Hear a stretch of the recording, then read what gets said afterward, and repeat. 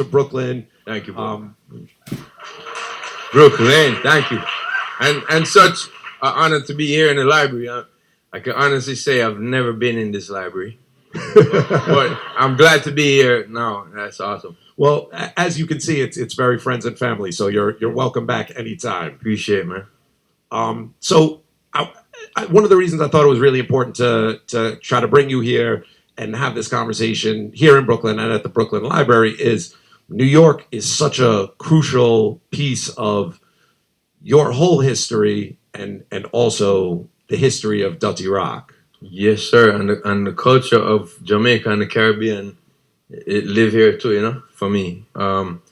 This is very strong in Brooklyn. So yeah, history thing. I know a little bit about your first ever trip to Brooklyn as an artist, right? Yeah. So just to show people kind of how far back your professional relationship with New York goes, share a little bit about that first King Addies trip to New York. Well, big up to Babyface at the time. He's now known as Lionface. I gave him the one of the plaques the other day on the stage. You know, I met him in Miami. I was partying with a brethren, Richie D, another selector, producer. And we were driving on some highway and a car pulls up beside us and I said, "Yeah, boy, Richie D." I look over and a spangly dressed Rasta in the car, you know? And Rich, him say, "I'm here, you're par with a boy named Sean Paul. Him that?" I was like, "Yeah." I said, "Yeah, me that." I was like, "I got dub studio now." He's like, "Yo, I'm forward." And from the dubs we did there, he liked them so much, he paid me very well. And he's just like, "Yo, I'm carrying you to Brooklyn." So I'm like, "Yeah, I'm going to Brooklyn, you know?" First time in my life being like as a performer. I'd been to New York when I was 5. Don't remember nothing about it except Pringles and Ribena. And so this was like, you know, amazing opportunity. I was like, "Yeah, bro." He books the show. He's like, "Don't worry, man. We put you up on, you know." So little I know, I'm on the base in Brooklyn. What the name of the road they told me today? Underneath a train line. Zine? So just a little bit of context for that story. Some people here chuckled, so they do know, and I think some people maybe don't know that we're talking about Babyface from King Addies sound system, legendary Brooklyn sound. Yes, sir. From way back in the 80s. Yeah, and so he carries me there, and like I go upstairs, and it's like bare, like nothing, and the train line is like, "Nyeh." And I thought it was going to be a hotel, so I couldn't sleep the whole time. No heat in the place, but you know, it was bare essentials. It was what I needed. I remember calling my mom and said, "Yeah." She's like, "What that sound?" Like, "Oh, it was a train line." She's like, "You're under a train line, bro?" You know, she's worried, but you know, just being the first time in a big city like that by myself and trusting in faith, in faith as well. He was just good to me, man. Made sure that other sound systems didn't like cheat me, and he was kind of like butting him up, like, "Yo, if the man name him price, pay the man in price. Don't bargain him down. He's my artist." He took care of me. You know what I mean? Several shows later, just was like just a family thing after that. You know what I mean? So big up to the whole King Addies crew, even though he don't par or roll with King Addies right now.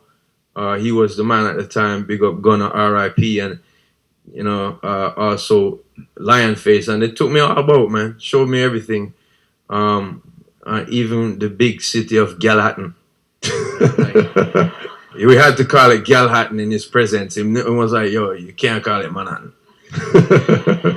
So, yeah. So, I mean, I remember it was the first time learning, you know, the little stop them where you can get the Jamaican food. Where is it? Golden Crush and all these, you know? Yeah, and so we are going, and so this was the first time making those rounds, signing the little pics and, you know, doing them, the starting. And just remember the dance being shorter than the whole experience because I was here for like 2 weeks. So the dance itself, I don't remember exactly what happened at that dance. I think I did well. But But what it was for me was more the experience of just being in Brooklyn, going to the dub studio, and where's Don Juan's studio? Out on Bedford, in the middle, Bedford Avenue, in the middle of Flatbush, over by Sears. For people who don't know exactly, for my longtime Brooklyn people, where the Sears is on Albemarle. Bedford and Albemarle. So this was a thing now, and it just the whole experience was it's nuts for me and taught me a lot and kind of got me used to this cold biting weather that you guys do so nice in over here.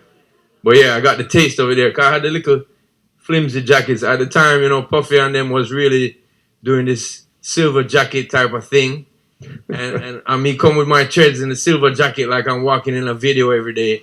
Little did I know that the snow weather does not respect a silver jacket. So silver jacket is a video jacket. That's not a.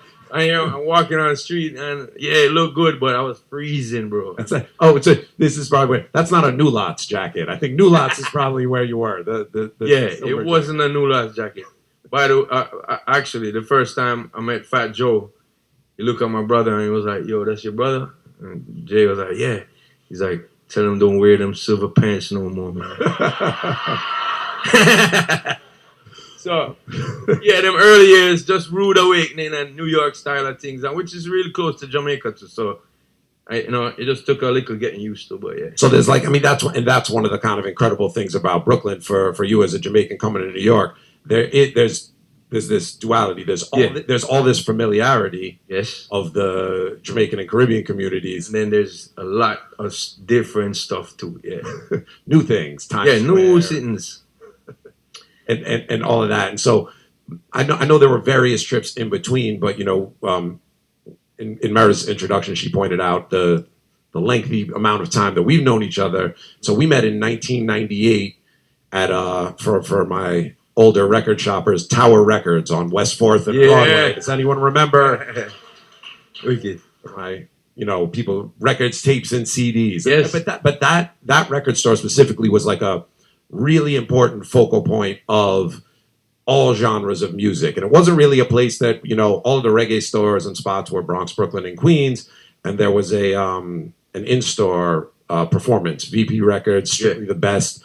I believe it was volume 21. That was the day Christian at VP saw the reaction that the Brooklyn ladies was giving me and asking me for autographs and stuff. And he was like, "Bro, think about doing an album, no?" That's a very good Chris impression, right? About doing an album. I said, "Yes, sir, I will think about that." But yeah, good days, bro. Very good days. And speaking of that, I want to big up Jackie Juicium is here, who is here in the front row. Jackie, you got Jackie. You guys give her a round of applause, and then I'll explain why it's well deserved. So Jackie is the one that brought me to that show that day and introduced me to Sean and your manager at the time, Jeremy Harding. Schooled me on a lot of things too, Jackie. Thank you very much. And she's a big part of a lot of connections throughout this story. In the early years, especially, Jackie kind of hooked me up. I mean, Face was a street, but Jackie hooked me up with a lot different, just knowing media people and DJs and people who were important to the culture. She made sure to show me, and this guy, I might have heard his name, but she explained what he does actually for the culture.